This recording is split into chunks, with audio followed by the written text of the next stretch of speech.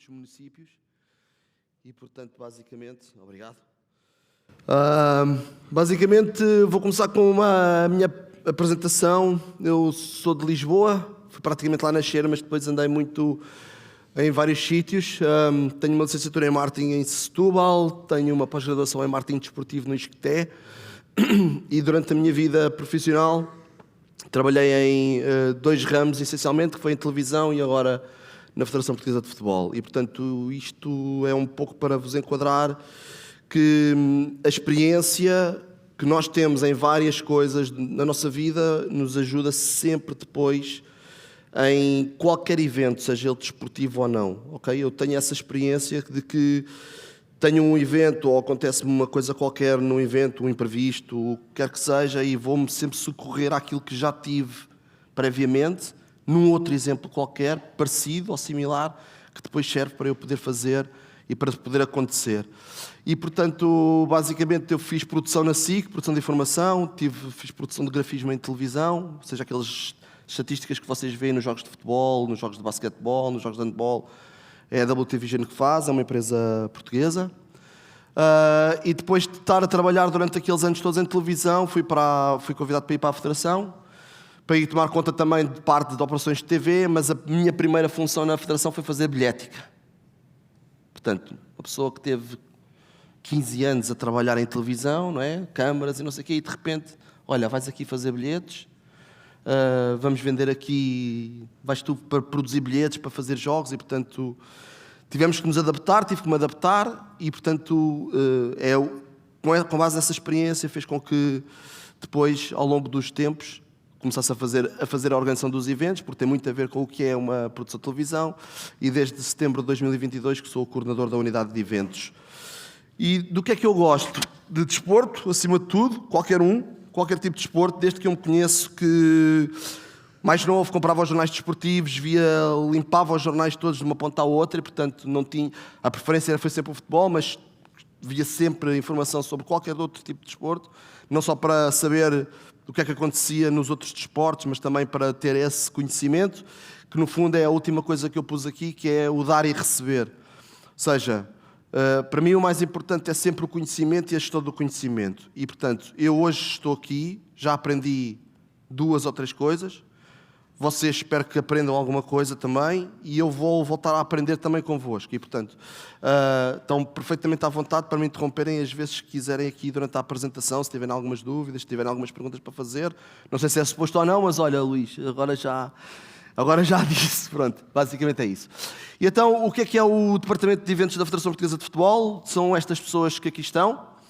O Carlos Lucas, que é o diretor, eu estou como coordenador. Depois temos 2 pessoas, que é o Marco Abreu e a Ana Matos, que são transversais, não só ao Departamento de Eventos da Federação, mas também a todos os outros departamentos. O Marco com a segurança, e portanto que faz relação com uma data de não só municípios, os clubes, afins. A Ana Matos é a nossa responsável de sinalética e, portanto, interage não só nos eventos, mas depois com todos os outros departamentos que a Federação tem. Depois temos aqui a equipa dos gestores de eventos, esmagadora maioria masculina, sendo que o meu objetivo é, nos próximos tempos, meter aqui mais pessoas de sexo feminino, porque faz toda a diferença e faz todo o sentido. Nós tínhamos mais pessoas de sexo feminino, mas tiveram que sair e depois, entretanto, tivemos que os substituir. Mas, basicamente, acho que estas caras são conhecidas de alguns de vocês. São o nosso ponto de contacto com os municípios, com as infraestruturas, com outras federações e, portanto, este é o Departamento de Eventos da Federação. E, basicamente, o que é que nós fazemos? Ou seja, nós organizamos jogos de futebol, futsal, futebol de praia e ainda fazemos alguns eventos institucionais, sejam eles da Federação ou sejam deles com outras instituições. E, acima de tudo, nós estamos centrados no que é a prestação de serviço, ok? A prestação de serviço de um evento. E, portanto, quando nós estamos a prestar o serviço, o que nós entendemos como prestação de serviço, nós temos um conjunto de clientes aos quais nós estamos a prestar esse serviço. E que clientes são esses?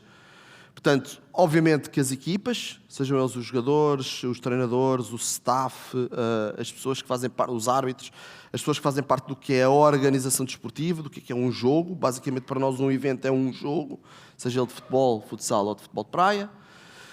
Os adeptos, obviamente, os adeptos comuns, ou seja, aqueles que não vão para a bancada, os típicos adeptos, os adeptos corporate, que também existem, e os adeptos VIP, são grupos de adeptos que nós temos que também dar a nossa atenção.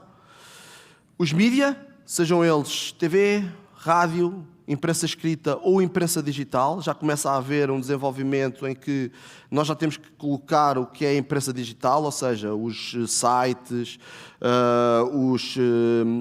os sites de apostas, que há muitos sites de apostas que também são e vão para a tribuna de imprensa porque estão a fazer a recolha estatística ao mesmo tempo para os sites de apostas e, portanto, para nós os mídia, a vertente digital também já começa a entrar, fora do que é os tradicionais, os outros tradicionais, e, obviamente, os patrocinadores, os parceiros e os sponsors que nós temos connosco e que, obviamente, nós também temos que prestar esse serviço porque se eles nos dão dinheiro e se nos patrocinam e se querem que a sua marca seja valorizada quando existe um jogo da seção de futebol masculina, mas também quando existe um jogo da seção de futsal feminino de sub-17 em boticas, por exemplo, estes patrocinadores, estes parceiros, estes sponsors também querem ter a sua imagem lá partilhada, seja ela nas transmissões do Canal 11, sejam elas em fotografias que vão para os jornais, sejam eles locais ou nacionais, ou que sejam colocados no site da Federação, em alguma notícia. E, portanto, basicamente, isto depois, obviamente, nós temos estas ferramentas para organizar e para gerir um evento esportivo. Para a vossa informação, aquilo é o que nós fazemos, ou seja, os nossos eventos / jogos. Eu vou começar a usar a terminologia de evento. Entendam isto como o evento é um jogo, sendo que existem determinados eventos que têm mais do que um jogo. Ou seja, dou-vos o exemplo das taças da Liga de Futsal ou das taças de Portugal de Futsal, em que é um evento, mas que tem 10 jogos. Ou um torneio interassociações, onde todas as associações de futebol competem entre si em diferentes escalões, sejam eles no futsal masculino ou feminino, ou no futebol masculino ou feminino, de formação. E, portanto, o interassociações para nós é um evento, mesmo que dure 4 dias, mas tem cerca de 30 jogos. E, portanto, isto é o que nós fazemos, sejam eles, lá está, eventos, finais de competições nacionais, torneios da UEFA, sejam eles de apuramento ou de ronda de elite, são torneios de formação, os jogos de preparação de todas as seleções nacionais, todas, sejam elas de futebol, futsal ou futebol de praia masculino e feminino, de formação ou sénior. Depois temos os jogos oficiais das seleções, quando elas estão a fazer jogos de qualificação para as competições internacionais, e depois o torneio de interassociações. Para vocês terem uma ideia, nos últimos 5 anos, ou nas últimas 5 épocas, este é o número de eventos que nós temos, portanto, não o número de jogos, portanto, os jogos são muito mais, mas o número de eventos que nós temos por época. Obviamente que esta descida aqui é facilmente justificada por aquilo que foi a recente pandemia e, portanto, obviamente que em 2020, 2021, porque apanha o ano de 2020, que foi, obviamente, onde foi muito mais intensa a pandemia, é onde nós tivemos o menor número de jogos, mas como vocês veem, o número de eventos vão subindo. Porquê? Porque vamos criando, na Federação também vão-se criando mais seleções. Só para vocês terem uma ideia, este ano a Federação criou a seleção de sub-13 de futsal masculina. Portanto, já temos miúdos com 13 anos a serem chamados para uma eventual seleção. E, portanto, este número vai aumentar certamente em 2023, 2024. Ainda não fiz as contas, mas para vocês terem uma ideia, até ao final de janeiro de 2024 nós já tínhamos feito 130 eventos. Ou seja, espalhados pelo país. E isto dá uma média de 20 jogos por mês, 20 eventos por mês. Portanto, acho que é um bom bocado e é um pouco aquilo que nós fazemos, e só para vocês terem um bocado essa ideia. E, portanto, eu queria fazer só aqui uma pergunta na plateia, se vocês quiserem responder, respondam, mas quais é que vocês acham que foram os 10 eventos desportivos mais vistos no mundo? Jogos Olímpicos, ok. Mais? Super Bowl, mais? Champions League, Campeonato do Mundo de Futebol, Rugby, ok. Pronto, os 10 eventos desportivos mais vistos no mundo em 2023 foram, ou com base em 2023, foi o Campeonato do Mundo de Futebol, foi mais visto, o último. Teve uma audiência acumulada de 5 mil milhões de espectadores. E eu acho que há muita gente que vai ficar surpreendida com o segundo, porque o segundo tem um pouco a ver com aquilo que nós temos estado a falar, ou seja, com o que o Luís esteve a fazer a apresentação, o Paulo agora também fez outra apresentação, e o segundo evento desportivo mais visto no mundo é o Tour de França. O Tour de França tem 3,5 milhões de espectadores acumulados durante os 21 dias de competição. Houve uma etapa, o ano passado, que teve 42 milhões de espectadores. E se depois nós formos, e houve um estudo que foi feito, junto dos espectadores, porque é que viam o Tour de France, e a esmagadora maioria era por causa das paisagens que se vêem na transmissão televisiva. Okay? As pessoas não estão interessadas em saber quem é que ganha a corrida, mas sim em ver as paisagens dos Pirineus, dos Alpes e das paisagens francesas. Bom, e depois temos o Campeonato do Mundo de Cricket, que é outro... Nós olhamos cricket. What? Mas porquê o cricket? Porque o cricket é jogado na Índia, que é só o segundo país mais populoso do mundo. E, portanto, as pessoas olham para o Campeonato do Mundo de Cricket e pensam, mas que é tanta gente? E, portanto, é na Índia que eles veem este Campeonato do Mundo de Cricket. Depois temos o Campeonato do Mundo de Futebol Feminino, onde tivemos presentes o ano passado. Faz agora um ano que fomos apurados para o Campeonato do Mundo. E este número justifica-se em parte pelos Estados Unidos, mas também pela China, que esteve presente neste Campeonato do Mundo e que também fez com que houvesse esta procura. Depois, obviamente, os Jogos Olímpicos, primeiro os de verão e depois os de inverno. A final da Champions League, e aqui já começamos a ver a diferença que existe entre o número de pessoas que veem um espetáculo e o outro. E depois, sim, o Super Bowl, o torneio do Wimbledon, que ele ainda falou há bocado, e portanto é o torneio mais visto de ténis que existe no mundo, e depois as finais da NBA. Há aqui outras duas referências, que é o Campeonato do Mundo de Rugby e o Masters Golf dos Estados Unidos. E isto para quê? Para eu vos mostrar agora um vídeo, que vocês certamente devem se recordar deste vídeo, que é para depois eu enquadrar o resto da apresentação.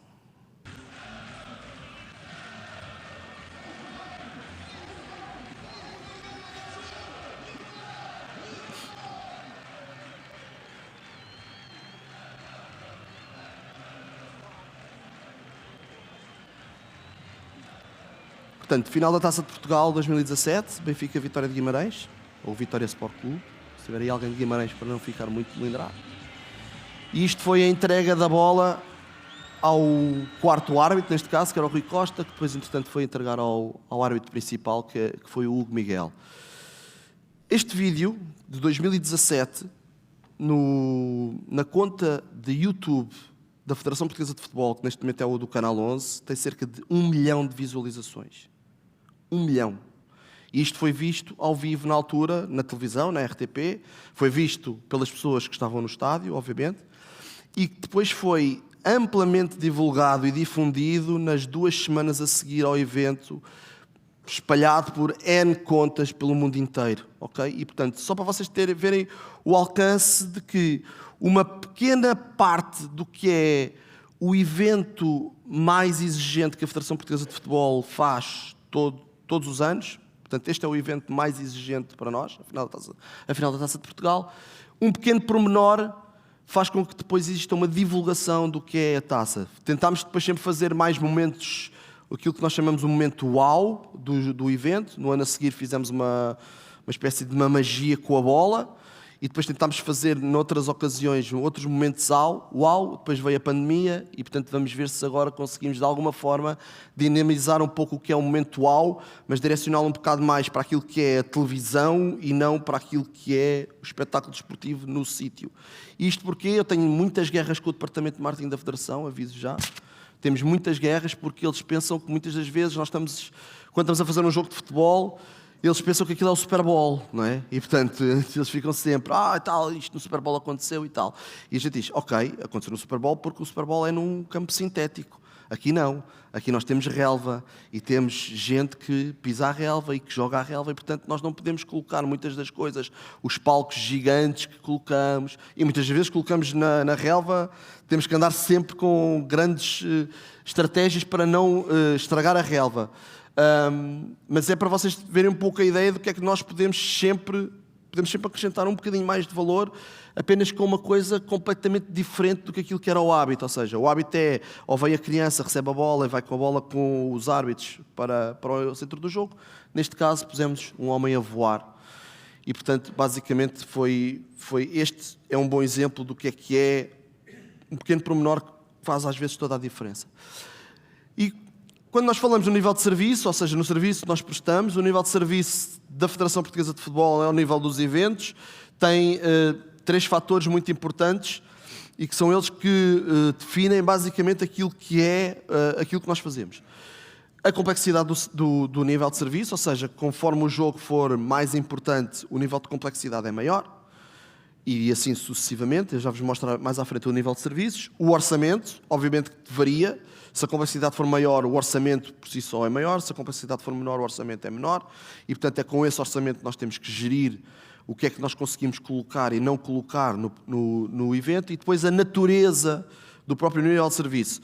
Se é um jogo oficial, existe um conjunto de circunstâncias que muitas das vezes nós somos obrigados a cumprir por causa ou da UEFA, ou da FIFA, ou da organização que está mais acima de nós a organizar o jogo. Portanto, se for uma natureza de competição oficial, tem determinadas regras. Se for a natureza de uma competição de preparação, obviamente que as regras não são tão apertadas e, portanto, nós conseguimos ter outra liberdade, mas o orçamento, obviamente, também poderá ser menor ou a complexidade também será menor. Nós temos para fazer. E, portanto, nós temos estes 3 níveis de serviço. Como é que nós temos estes 3 níveis de serviço? Estão divididos nível 1, 2 e 3, básico, não é? E, portanto, o nível 1 é o nível mais importante e, portanto, o nível 1 são os nossos grandes eventos. São a final da Taça de Portugal, são os jogos oficiais e de preparação da seleção A masculina e feminina. A partir do momento em que a seleção feminina começou a ir ao Mundial, nós achámos que faz todo o sentido que a seleção nacional A feminina comece a ter a mesma dinâmica, as mesmas regras, o mesmo modo de tratamento e o mesmo modo de procedimento do que é um jogo da seleção A masculina, que tem uma pessoa que se chama Cristiano Ronaldo, que acho que toda a gente conhece. E o que é que isso tudo engloba, não é? Nós, quando temos um Cristiano Ronaldo na equipa, engloba que temos cerca de 100 jornalistas por jogo, mais ou menos. Significa que temos sempre 4 a 5 televisões estrangeiras que querem falar com ele. Implica que tenhamos que ter sempre uma equipa da CSP, da polícia, com ele, obviamente. Com ele não, mas está com a seleção e, portanto, para dar outra garantia de que não existem episódios como aquele do microfone, em que ele mandou o microfone para o lago lá na Suíça, é um bom exemplo, mas para que não haja tantos problemas, porque ele efetivamente é uma figura mundial. E, portanto, nós pegámos no que é o estágio ou um jogo oficial ou de preparação da seleção A masculina e transpusemos isso para os jogos da seleção A feminina, ok? Portanto, as seleções A feminina hoje em dia já têm uma escolta de polícia, que era uma coisa que só havia na seleção A masculina. Portanto, a escolta de polícia, para ajudá-las a chegar mais cedo. O tipo de preparação. A cidade do futebol, hoje em dia, os 3 campos que tem na cidade do futebol, o campo número 1, que é o campo principal, quando estão as seleções A principais, estão as seleções A principais, ok? A seleção A feminina já não vai treinar ao campo 2 ou ao campo 3 como ia de antes, ok? Desta vez já treina no campo número 1, que é onde treina a equipa masculina. Já utiliza o mesmo balneário que utiliza a equipa masculina. Ou seja, estamos a entrar na questão mais do que justa, diria até tardíssima, mas que de equiparar as 2 seleções, porque são as 2 seleções principais e, portanto, têm que ter o mesmo tipo de tratamento. Depois temos a Supertaça Cândido de Oliveira e depois a organização do que são os torneios ou finais UEFA e FIFA, em que temos os vários exemplos, 2014, 2019, 2021, as finais da Champions League que organizámos cá, em que nós dedicámos parte da equipa a ajudar a UEFA na organização da final. Depois temos os jogos de nível 2, onde já entra a seleção de sub-21 masculina e depois as competições de futsal. Convém não esquecer, nós falamos muito, quando falamos nas seleções, e falamos muito na seleção A masculina e agora na feminina, e às vezes lá nos lembramos do futsal, mas é só para vos dizer que a seleção de futsal é bicampeã europeia e campeã mundial. É só um pequeno exemplo. E, portanto, um jogo que antes nós fazíamos, e há aqui municípios que receberam jogos da seleção antes da seleção ser campeã do mundo, não é? E já veem a diferença que existe entre quando eles não eram campeões do mundo e agora quando já são. E, portanto, obviamente que tudo isto implica que no nosso planeamento, na nossa organização, já tínhamos que ter isto em conta. Nomeadamente, aumentou o staff da equipa, as exigências da equipa aumentaram, obviamente, e, portanto, nós temos que garantir que eles têm essas exigências todas que muitas das vezes se pede. Depois, obviamente, entramos nas restantes competições femininas, portanto, ainda existe no nível intermédio e no nível 2, e depois no nível 3 entram as restantes competições que são mais dedicadas não só ao futebol de praia, mas depois também aos jogos mais de preparação e da formação, okay? Onde também entram as rondas, as rondas de elite, os torneios de apuramento e as interassociações, que apesar de serem eventos que têm muitos jogos, mas são considerados eventos de nível 3, porque depois o ritmo é sempre o mesmo. Com base nisto, o que é que eu vou-me dedicar neste primeiro momento só aos eventos de nível 1, porque são os grandes eventos, e também é um bocado por causa do tema que aqui me traz, mas daqui a bocado mais para o fim já tento dar outras dicas para o que são os eventos mais pequenos. Mas nos eventos de nível 1, o que é que são para nós, o que é que nós consideramos os eventos de nível 1? São eventos desportivos de elite, obviamente, mais os jogos de futebol com dimensão considerável, que têm um forte impacto mediático, não é? E, portanto, uma afluência significativa de público. Desde 2017, sensivelmente, se não estou em erro, não há um jogo da seção A masculina que não esteja esgotado. Portanto, isto não é um problema, o problema é sempre tentar encher os outros jogos, não é? Ou tentar ter público para os outros jogos. Mas nestes eventos de nível 1, felizmente, nós conseguimos fazer, não só porque a política de preços também é mais baixa comparativamente com o que os clubes fazem em Portugal, e, portanto, os nossos preços são mais baratos para irem ver o jogo. Tem sempre o aliciante de irem ver o Cristiano Ronaldo e de irem ver todos os outros bons jogadores que nós temos. E, portanto, tudo isto acarreta que o dispositivo de segurança tem que ser uma coisa mais rigorosa e, portanto, estes eventos de nível 1 implicam que nós estejamos sempre muito atentos ao detalhe. É a frase que eu uso sempre em todos os briefings e todos os debriefs de eventos de nível 1. Atenção aos detalhes, nós já conhecemos o sítio, a infraestrutura, já cá vimos montes de vezes quando repetimos infraestruturas onde costumamos fazer jogos.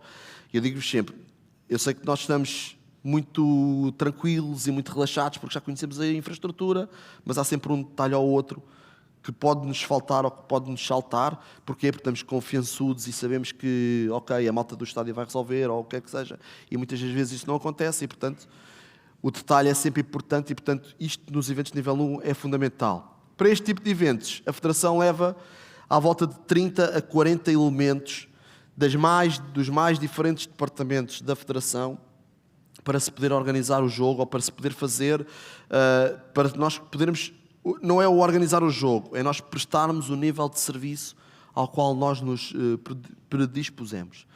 E, portanto, basicamente, em termos de planeamento, nós temos dois formatos, ou seja, a final da Taça de Portugal, como eu vos disse há bocado, que é o evento mais complicado que nós temos de fazer. Complicado no sentido, é o evento mais exigente que nós temos, é a final da Taça de Portugal, porque temos que basicamente reconstruir o que é o Estádio Nacional. Para a vossa informação, o Estádio Nacional este ano faz 80 anos e, portanto, mantém ainda muito do que foi o que é o traço original da estrutura, da infraestrutura. E, portanto, nós muitas das vezes temos que reconstruir o estádio, colocar casas de banho, colocar baias, fazer segregação de adeptos, colocar torniquetes, que era uma coisa que não existia há 80 anos, colocar ecrãs no estádio, que eles não têm, colocar casas de banho, colocar bares, enfim, tendas, seja para a organização, seja tendas para as câmaras de televisão, criar condições para que todos aqueles grupos de clientes que eu vos referi há bocado tenham as condições ideais para que no Jamor se possa fazer a final da Taça de Portugal. E, portanto, 6 meses antes nós começamos a planear o que é a final da Taça. Eu dou-vos um exemplo. Este ano, para a final da Taça, que ainda não se sabe quem são os finalistas, em janeiro tivemos uma primeira reunião com as forças de autoridade, com base no que seriam os possíveis cenários de finalistas, para já começarmos a definir onde é que vão ficar os adeptos de cada uma das equipas, mediante os diferentes cenários. Portanto, é só para vocês terem uma pequena ideia do que é a preparação de uma final da Taça de Portugal e, portanto, demora sempre 6 meses. Temos de estar sempre muito atarefados. Todas as semanas, pelo menos, falamos uma vez da final da Taça de Portugal, desde janeiro até ao final de maio. No caso da Supertaça, varia sempre mediante os estádios e os finalistas também. Ultimamente tem sido relativamente fácil, porque temos feito a Supertaça aqui perto, em Aveiro. Às vezes vamos lá abaixo ao Algarve.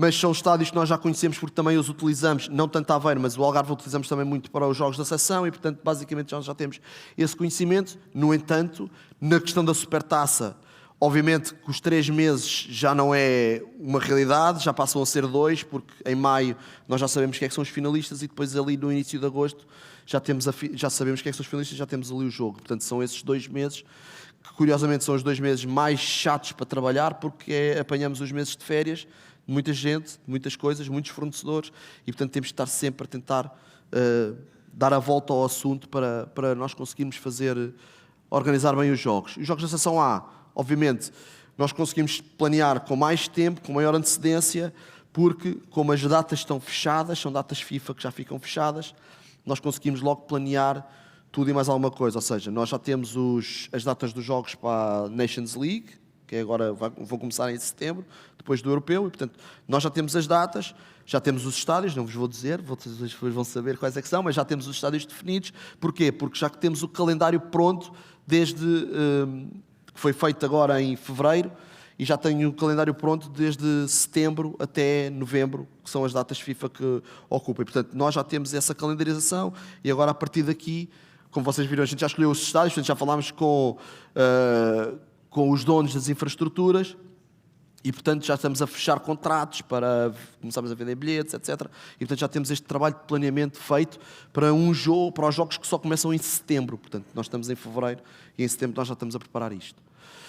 Basicamente, os principais momentos que nós fazemos quando temos uns eventos de nível 1 obviamente, fazemos sempre as visitas técnicas, ou seja, apesar de conhecermos os estádios, muitos dos estádios, nós fazemos sempre questão de fazer uma visita técnica. Porquê?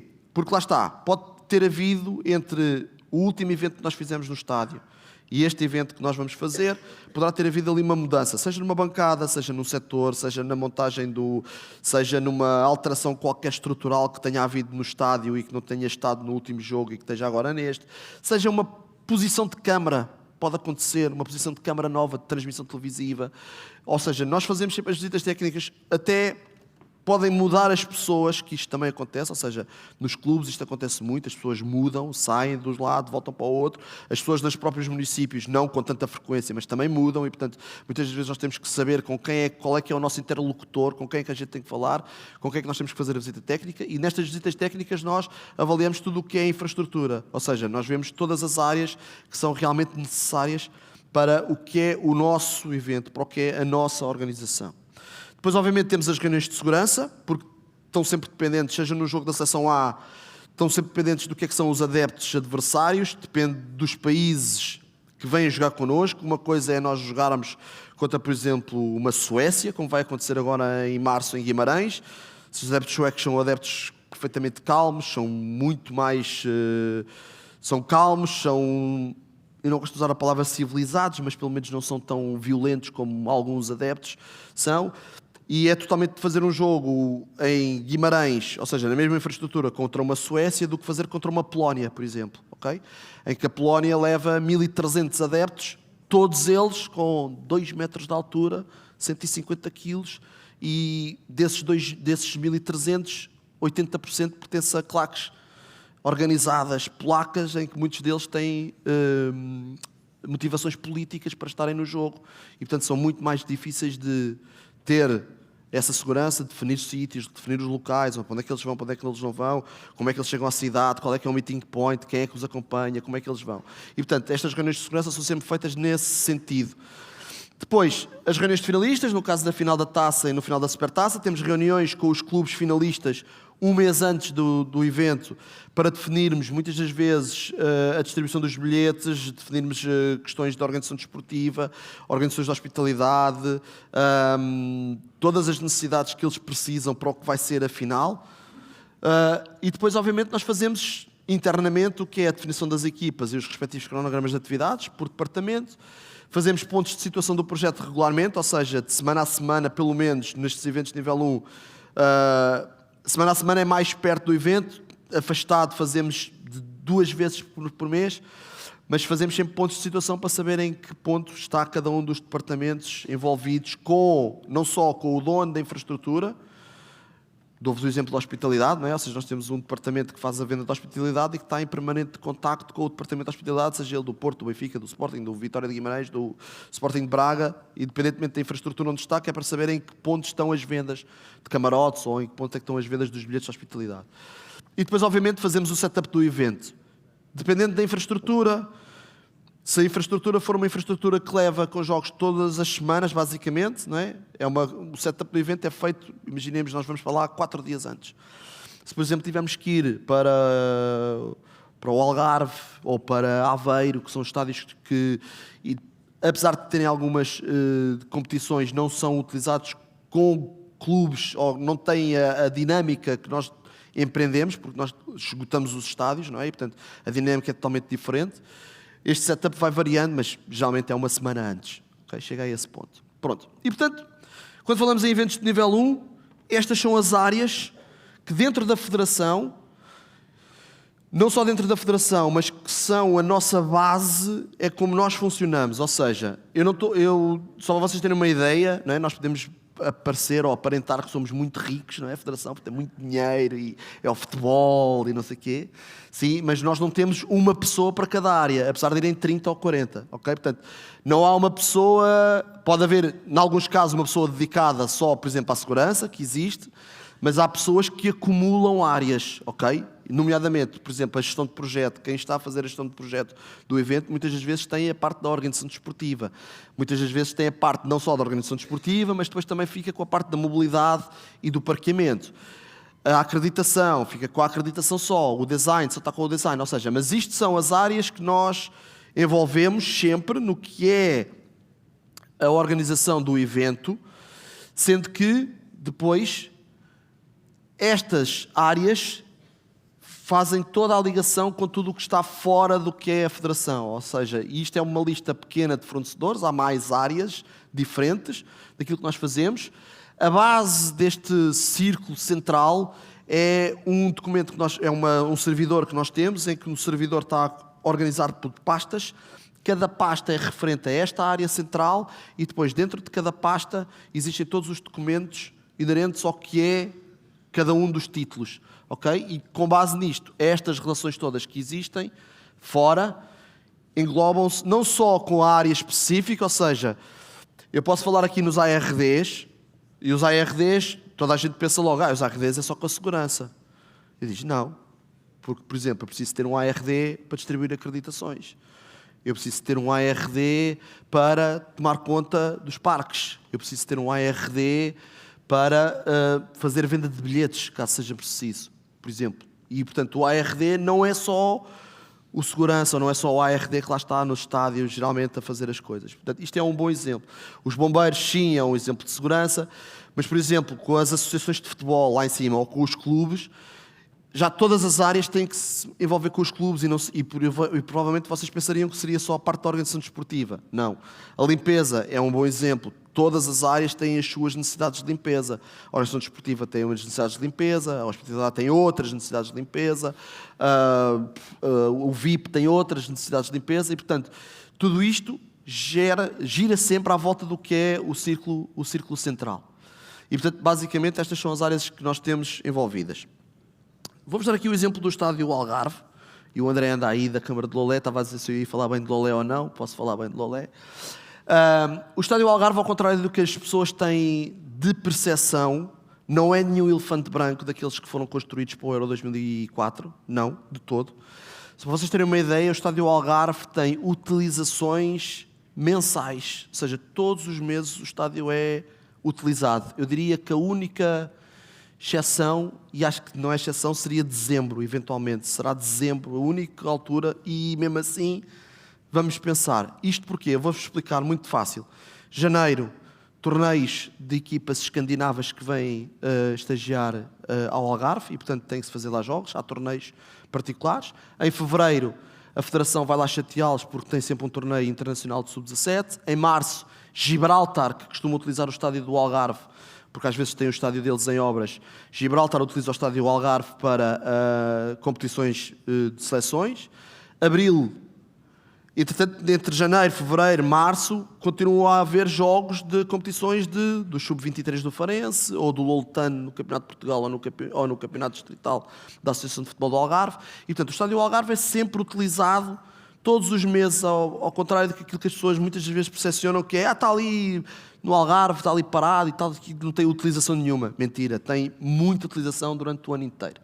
E, portanto, eu vou-vos dar o exemplo do Estádio Algarve, só para vocês terem uma ideia de como é que, com 2 jogos de nível 1 diferentes, nós conseguimos fazer a utilização em três exemplos muito claros. A organização desportiva, nas bancadas e no parqueamento. Okay? E isto é uma coisa muito básica. Portanto, nós temos aqui o que foi a Supertaça Canto Oliveira de 2019, que foi um Benfica Sporting.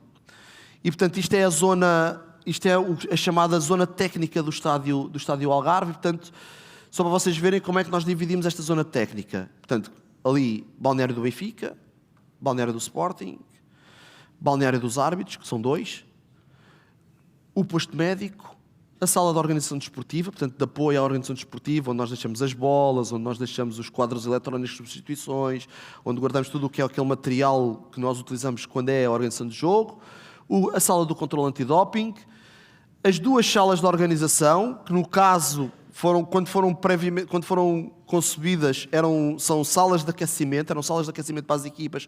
Porquê? Porque têm a ligação direta do balneário para as salas, estão ali umas portas que têm esse acesso direto, mas entretanto nós usamos as salas para a sala da organização, porque lá está, temos que meter cerca de 40 pessoas e portanto elas têm que ficar divididas nas 2 salas, a sala dos player escorts e depois aqui neste canto a sala dos apanha-bolas. Okay? E isto é o espelho do que é uma organização desportiva numa supertaça. Mas agora... e aqui ainda falta esta parte que é a zona mista. A zona mista é o maior problema que nós temos no Algarve, no Estádio Algarve, pois já experimentámos pôr uma tenda cá fora, já experimentámos pôr a zona mista cá fora, já experimentámos pôr a zona mista lá dentro e ainda não chegámos a nenhuma conclusão e, portanto, vamos tendo sempre a experimentar o que é a zona mista, porque muitas das vezes também a zona mista depende muito do que é o jogo. Se nós tivermos lá um Portugal, Liechtenstein, se calhar não temos tantos mídia, mas se tivermos um Benfica Sporting, obviamente temos muitos mídia, porque é a primeira competição do ano e, portanto, temos sempre que definir a zona, e neste caso a zona mista ficou cá fora, onde apanhavam um grande espaço, era de verão, não havia a possibilidade de chover e, portanto, podíamos fazer a zona mista cá fora. Agora pegamos para Portugal-Luxemburgo, no passado mês de setembro, nós fizemos, e, portanto, mantemos a mesma coisa, só que, entretanto, já estamos aqui a alterar o que é a estrutura. E, portanto, a seleção portuguesa já utiliza não só os 2 balneários, como utiliza metade de uma das salas da organização que continua a funcionar como sala de aquecimento, e neste caso é o ginásio para os jogadores para fazerem o aquecimento pré-jogo. E aquela sala vermelha é a sala de apoio aos técnicos da federação. Não os técnicos treinadores, mas os técnicos dos outros técnicos. O balneário da equipa visitante mantém-se na mesma.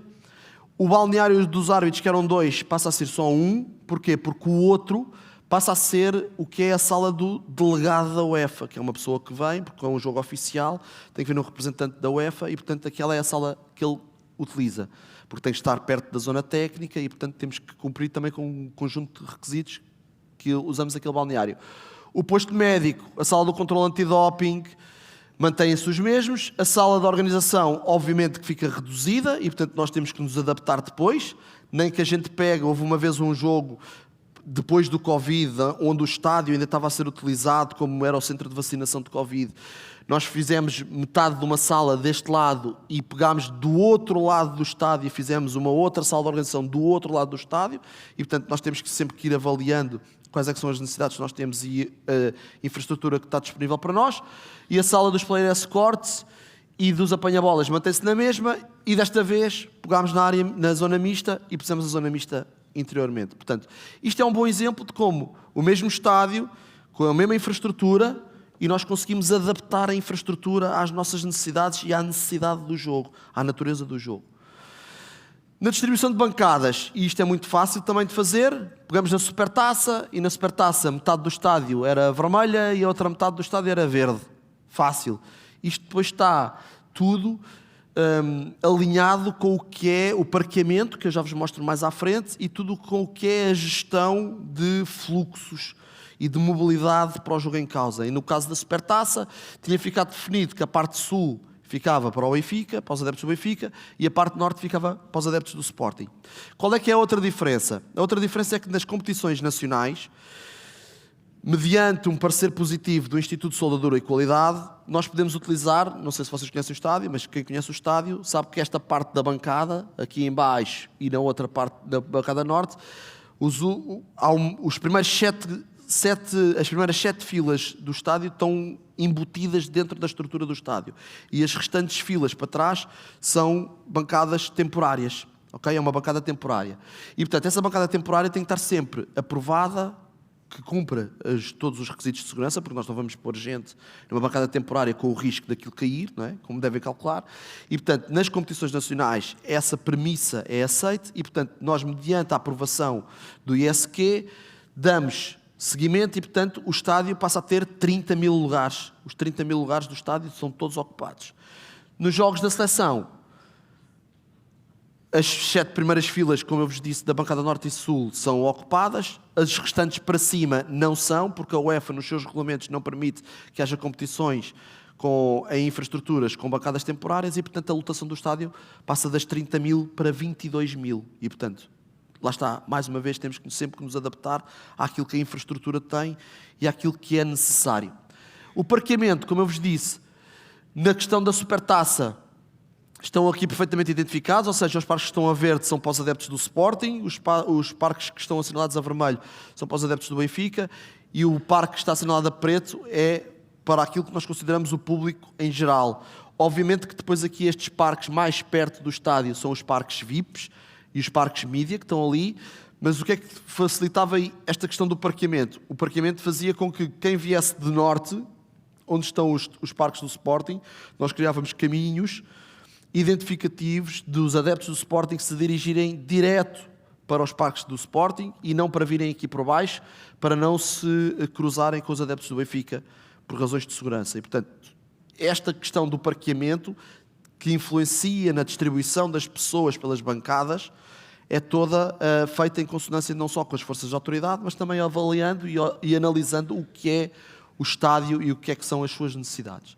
Para o jogo de Portugal, não há não há definição de parqueamento, não há nenhuma objeção ao jogo, seja ele qual for, porque os parques estão para toda a gente.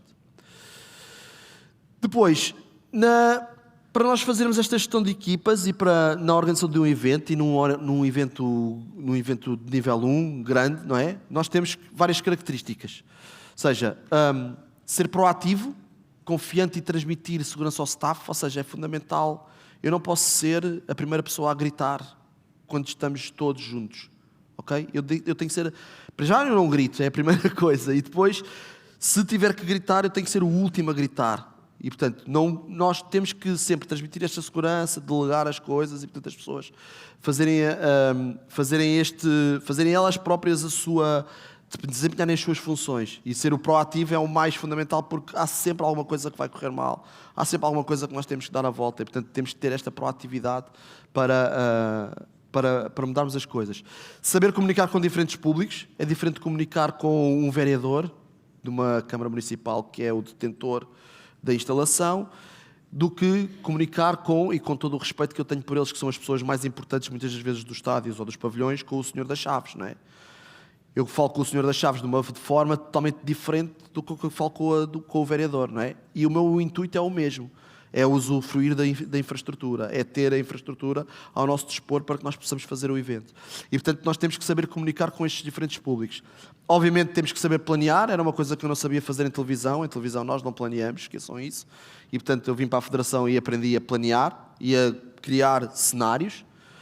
Temos que compreender o negócio, perceber que o futebol não é só ter lá 11 pessoas de um lado, outros jogadores do outro a jogarem futebol. Temos que perceber que há muito mais coisas envolvidas, há muito dinheiro em jogo, há os patrocinadores, há os parceiros, há um conjunto de regras, há um conjunto de regulamentos que nós temos que ter em conta, há um conjunto de regras que temos que seguir. E depois, obviamente, o distribuir as responsabilidades e a capacidade de delegar. E isto tudo resumido tem a ver tudo com uma palavra que é a adaptabilidade. Nós temos que ter esta adaptabilidade para nós, ao mesmo tempo, sermos os grandes e os pequenos. Eu vou já despachar, Luís, estou descansado. Isto é o que é a gestão de equipas, ok? Portanto, nas diferentes áreas, com qual uma das áreas é que vai trabalhar e, portanto, esta delegação que nós muitas vezes damos serve para isto, ou seja, a parte, dou só aqui o exemplo da segurança, a pessoa responsável pela segurança tem que falar sempre com o diretor de segurança, com as forças policiais, com a ARD e com a emergência médica, ou seja, está sempre dedicado a estas áreas mais específicas. E, portanto, esta gestão das equipas, nos eventos grandes, tem estas funções, muitas destas funções, depois há outras, mas estas são, no fundo, o que é as principais, seja na bilhética, no marketing, obviamente faltam aqui outras áreas, mas de uma forma geral, só para vos dar um exemplo, isto é o melhor exemplo que lhe posso dar com o que é que cada um faz e com o que cada um lida. E agora, estou mesmo a acabar, agora é a parte final. O que é que implica isto em planeamento? Ou seja, nós temos a final da competição Y no Estádio Municipal X e, portanto, nós temos várias coisas com que nós nos temos que preocupar com o planeamento.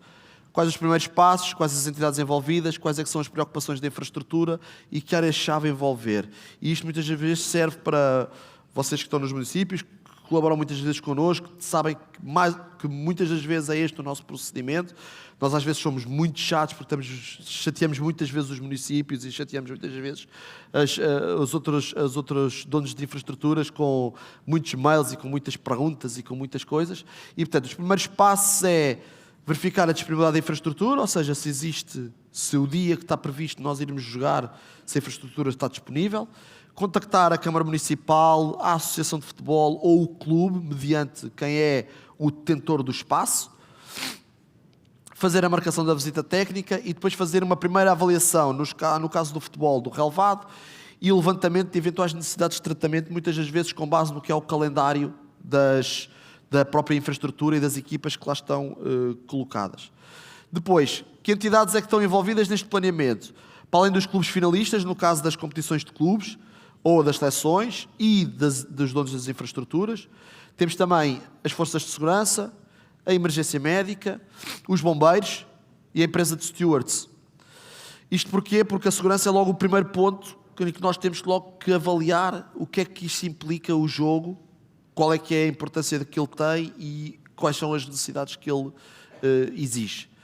Depois, as preocupações de infraestrutura, obviamente, ou seja, nós temos que ver se as áreas técnicas, sejam elas interiores ou exteriores, cumprem os requisitos. Se as áreas Media, TV Compound servem para as nossas necessidades, as áreas VIP igual, as bancadas igual, qual é que é a distribuição das bancadas, quantos lugares tem cada setor, onde é que a gente os vai dividir, onde é que vamos colocar os adeptos adversários, nas competições de clubes, onde é que colocamos um clube, onde é que colocamos o outro, para que depois, no final do jogo, eles não se cruzem e não aconteçam os episódios que muitas vezes acontecem e que toda a gente tem conhecimento. E, portanto, nós temos que olhar para o que é as bancadas e mesmo nas próprias bancadas, onde é que existem lugares de menor visibilidade ou não, para precavermos isso. As entradas e os acessos, por onde é que se entra, quem, os próprios acessos de quem é que os faz. O parqueamento, obviamente, saber os parques que estão definidos para cada uma das áreas. O certificado luminotécnico, que é uma coisa importante, que, nomeadamente na questão não só dos pavilhões, mas também dos relevados, ou seja, a capacidade de luzes que existe para que exista transmissão televisiva, isso é muito importante. Ou seja, nós quando temos um bom produto e o queremos vender, a transmissão televisiva serve para isso mesmo e, portanto, é o melhor veículo que nós temos para passar tudo o que é informação, tudo o que é patrocinadores, tudo o que é no fundo o produto e, portanto, este certificado luminotécnico serve para isso mesmo, ou seja, temos que ter uma determinada dimensão mínima para que as luzes permitam uma boa transmissão televisiva, que é para às vezes não vermos transmissões com... Às vezes parece que o estádio está muito escuro ou o pavilhão está muito escuro, tem a ver um pouco com isto. Depois, obviamente, o gerador de backup, porque no caso de estarmos a fazer um evento e de repente faltar a luz, convém que a gente tenha alguma garantia. E depois, no fim, que áreas-chave é que nós devemos envolver? Ou seja, a organização desportiva, as operações de mídia, as operações de marketing, as operações de TV, a hospitalidade e protocolo, a bilhética, a acreditação, parqueamento, sinalética, logística de transporte e alojamento. Isto são, no fundo, as áreas que nós temos... São as principais áreas em que nós, num evento grande, e mesmo num pequeno, se nós formos para reduzir a complexidade para um evento mais pequeno, neste caso é o gestor do próprio evento que trata destas áreas todas, se não houverem pessoas, ou se não houver pessoas, na altura que possam desempenhar alguma destas funções. E, portanto, nós próprios fazemos isto. E ainda, obviamente, a parte da segurança e da emergência médica. Depois, só para finalizar, as ferramentas utilizadas na nossa organização, nós temos documentos internos, que é a pasta de organização do evento e a relatório de visita técnica, e depois temos cronograma de atividades, o MAU, que é o Manual de Apoio à Organização, o Briefing, o Plano de Atividades, o Debrief. Eu decidi escolher 3 muito rápidos, que são o MAU, que é uma espécie de guia do evento, onde nós temos toda a informação estruturada pelas diferentes áreas, conforme eu vos mostrei naquele círculo, onde estavam as diferentes áreas. Por cada área existe informação referente à área e ao evento, e, portanto, este MAU, o MAU, que nós lhe chamamos, serve para isso mesmo e é distribuído com todas as pessoas que estão envolvidas no evento. Depois temos os briefings, que fazemos todos os dias, nomeadamente a partir de Match Day -3, todos os dias temos uma reunião de briefing, onde nós vemos o que é que está para acontecer e o que é que aconteceu para trás, ou seja, ao longo dos dias, e não só para preparar o dia que aí vem, mas também o que se passou. Tomadas de decisões que nós temos que fazer, nomeadamente de coisas que tenham ocorrido e que não estavam previstas a ocorrer, acontece. Depois temos o plano de atividades, que é um documento que nós distribuímos também com toda a gente, que é um plano de atividades diário, onde estão todas as atividades que vão ocorrer no evento, seja elas no local, fora do local e que envolvam todas as áreas. No fim de tudo, temos sempre o debrief, em que nós pedimos não só às pessoas que estiveram a fazer o evento, mas também às pessoas que nos cederam as instalações e a todos os outros fornecedores que nos enviem as notas principais do que é que foi o evento, porque é com base nesse debrief que nós preparamos depois o evento a seguir no mesmo sítio ou o próximo evento na seleção em causa. Ou seja, o último jogo da seleção A, que foi em Alvalade, nós vamos pegar no debrief de Alvalade, vamos transpor naquilo que é para Guimarães e naquilo que nós precisamos de fazer nas reuniões de kick-off para Guimarães. O que é que correu bem, o que é que correu mal em Alvalade e que pode ser aproveitado para o jogo a seguir. E isto agora é mais para vocês, ou seja, no tipo de evento, quando nós falamos no tipo de evento, basicamente eu tenho estes 5 pontos, que é, acho que basicamente toda a gente tem sempre o seu orçamento, não é? E portanto, dependendo sempre do orçamento, seja ele maior ou mais pequeno, nós temos que ver onde é que nós podemos inovar. E daí aquele vídeo que eu vos mostrei no início. Onde é que nós podemos inovar? Onde é que nós podemos mudar o paradigma daquilo que é o nosso evento desportivo? Seja ele um jogo de futsal, seja ele um jogo de futebol, seja ele um jogo de futebol de praia. Onde é que nós podemos inovar? Onde é que nós podemos criar condições para que depois nós consigamos ser diferentes? Com base nesse orçamento, definir quais é que são as nossas necessidades prioritárias. Se é uma necessidade desportiva, se é uma necessidade de mídia, ou seja, se eu quero ter mais mídia, se eu quero transmitir o meu evento para mais órgãos de comunicação social, se eu quero ganhar mais viewers num vídeo qualquer que eu vou pôr no TikTok ou no Instagram, se eu quero reforçar a minha política de relações públicas, posso definir que o meu evento é para um reforço das relações públicas. O meu município não está a ser, não tem uma boa percepção ou por uma ou outra razão e, portanto, eu quero melhorar um pouco isso. E se calhar eu vou fazer um evento para ganhar aí, nessa parte das relações públicas. E depois, obviamente, para o público. Se é o público que eu quero, se é o meu público do município, se é o público que está dos municípios limítrofes. Por exemplo, nós vamos fazer jogos lá está, fui fazer um jogo a Boticas, obviamente na altura de futsal de sub-17 feminino, e nós perguntamos, raio, porque é que a gente vai fazer um jogo de futsal feminino a Boticas? Não só porque é a ótica e é a regra e é a ordem da Federação é descentralizar os jogos das seleções, levar as seleções ao maior número de sítios possíveis do país. Portanto, vamos a Boticas. Curiosamente, nessa seleção estava uma rapariga que era de Boticas e, portanto, lá está. As pessoas da terra vão ver a rapariga porque é da terra e vai lá jogar com a seleção contra a Espanha, que é o grande rival. Depois lá está, obviamente, a tal questão de ser inovador e termos a adaptabilidade, seja uma simples sinalética, seja um conjunto de informações, seja criar um countdown to kick-off, que é aquela sigla que ali está muito esquisita, que é basicamente fazer um plano do jogo, a contagem decrescente para o início do jogo, colocar isso nos balneários, identificar os balneários, basta uma folha A4 plastificada com o símbolo do clube e já é uma coisa diferente. E, portanto, sermos esses inovadores, utilizar, obviamente, os meios disponíveis que nós temos e depois avaliar, no fim, se realmente o objetivo que nós tínhamos era aquele ou se queríamos fazer outro. Há uma coisa que eu queria dizer e que eu acho que muitas das vezes nós fazemos este trabalho com a... Eu estou mesmo a acabar, Luís. Porque é o penúltimo slide. Há uma coisa que eu gostava muito aqui de dizer, que é, nós, e muitas das vezes eu acho que as pessoas têm um pouco a ideia de que nós somos a federação de futebol, não é? Somos os pavões, temos aqui muito dinheiro, somos muito ricos, e podemos chegar e fazer e acontecer, e ajudamos, e queremos ter mais gente, e queremos encher as coisas, mas eu acho que muitas das vezes os municípios, e nós temos sempre esse cuidado quando falamos com os municípios, é não só pedimos sempre a ajuda da vossa parte para nos dizerem como é que é o vosso território. Porque lá está, o Paulo há bocado estava a falar com a malta de Lisboa e tal, não sei o quê. Isso é verdade, nós muitas das vezes estamos lá em Lisboa, fechados, ou apesar de andarmos muito pelo país, mas nós andamos pelo país, chegamos, não é? Fazemos o jogo, acaba o jogo, vamos embora e até logo. E muitas vezes não temos a percepção de que, como é que são as pessoas, por exemplo, aqui da Mielhada, ou como são as pessoas de Torre de Moncorvo, ou como são as pessoas de Vila Real. Ok? Portanto, e isso às vezes nós pedimos essa ajuda aos municípios para que nos deem, para que nos digam como é que as pessoas são naquela zona e de que forma é que nós fazemos com que as pessoas venham ver as seleções nacionais. No fundo, as seleções nacionais são um espelho, ou são a representação do país, não é? E, portanto, muitas das vezes, mesmo que sejam competições menores, lá está, um sub-17 de futsal feminino, é sempre importante, não só para as miúdas, porque é a primeira seleção de futsal feminina, portanto, as sub-17, e é sempre importante elas terem esse carinho e sentirem-se acarinhadas para os jogos, mas depois mesmo para nós, porque nos dá muito mais pica em fazermos esses jogos com mais gente, com as coisas cheias, e, portanto, tentar fazer com que as pessoas venham aos pavilhões, os municípios entendam que ter lá uma seleção, que neste caso são duas, porque é a nossa e a que vai jogar contra a equipa adversária, trazem esse impacto económico, trazem as pessoas voltam e às vezes ficam contentes e querem regressar novamente. Ou seja, nós temos o exemplo agora no torneio de sub-17 no Algarve, a seleção da Holanda quer voltar da Holanda não, dos Países Baixos, quer voltar a ficar no mesmo hotel onde ficou porque foi bem tratado. Pronto, ponto. Para o ano que vier, tranquilo da vida. Tinha um bom campo de treinos, tinha um bom hotel e, portanto, fica ali.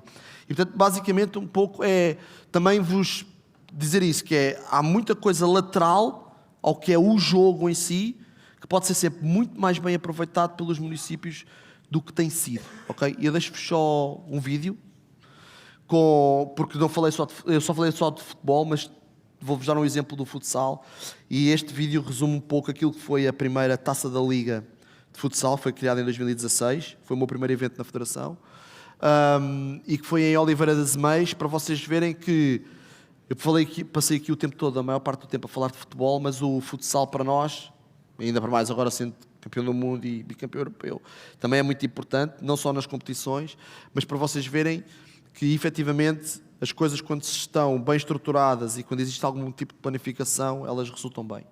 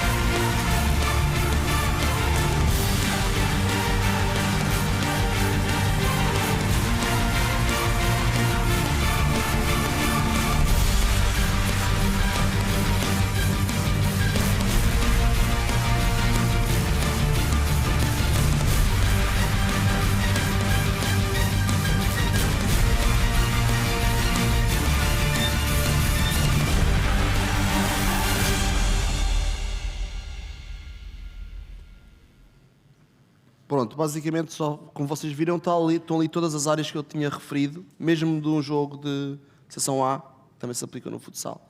Ok? Portanto, tudo aquilo está ali. E pronto, e obrigado.